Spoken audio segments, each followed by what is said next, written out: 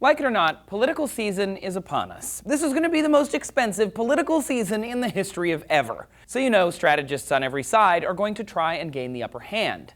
But how?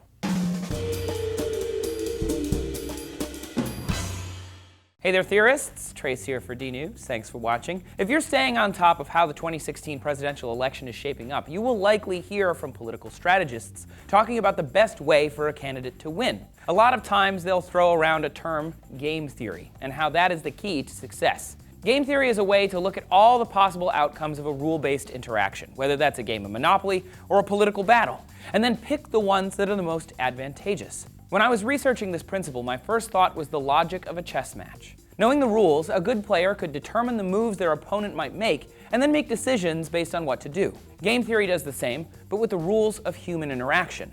Game theory started as a mathematical theory for economics, invented by John Nash of A Beautiful Mind fame and John von Neumann. But nearly every human interaction you have can be described by game theory. Everything. If you're eyeballing that last slice of pizza, you're doing game theory to figure out if you should take it. If you're talking to a business partner about your salary, you're using game theory. If you're asking someone out on a date, you're using game theory. It's everywhere. You can distill it into one simple idea. What is the best way to get the ideal payoff with minimal risk? The most famous example used for game theory is the prisoner's dilemma. Two prisoners are being interrogated in separate rooms, and their fates are intertwined. Sound familiar? It's used in movies and TV all the time. The prisoners have the option to be silent or snitch on their fellow prisoner. It helps to create a matrix when you do game theory. It looks like this, and fill it in as we go. If one snitches and the other is silent, the snitch goes free. But if they both are silent, or both snitch, they'll see varying levels of reduced punishments. Put it another way, think of the Cold War. The US and Russia had two choices, to arm or to disarm. Logically, they'd want to disarm. It would save money, they'd have no war, but because that's mathematically unlikely, the rational choice was to arm, because they will either maintain superiority over their enemy, because the other disarms, or equality, because they both arm. Game theory attempts to explain why rational people, organizations, businesses, or governments may not cooperate, even though it may be in their mutual best interest. When it comes to running for president, the rules and players are there, but how each candidate chooses where to campaign can come down to game theory.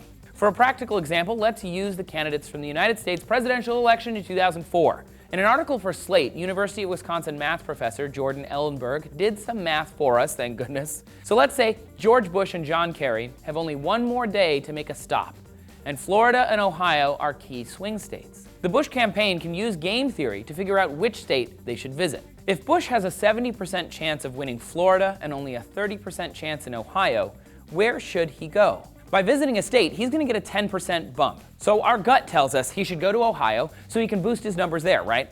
But is that right? Is that the correct answer? Game theory has an answer for us. If both Bush and Kerry go to the same state, Bush is going to have a 21% chance of winning the overall election. If Bush visits Florida and Kerry goes to Ohio, Bush will drop to a 16% chance of winning. But if Bush goes to Ohio and Kerry goes to Florida, then his chances of winning jump up to 24%. So, under game theory, his dominant strategy is to go to Ohio and ignore Kerry, because he'll get a 24-21% chance either way. Laying out a strategy like this for both players is called the Nash Equilibrium, which says both would be satisfied with their current strategy, even knowing in advance their opponent's strategy. This helps because candidates don't always know what the other one is going to do, and the rules of the game are rarely so straightforward. Now that the 2016 presidential election season has begun, Republican candidates are each trying to unseat the other to win GOP nomination.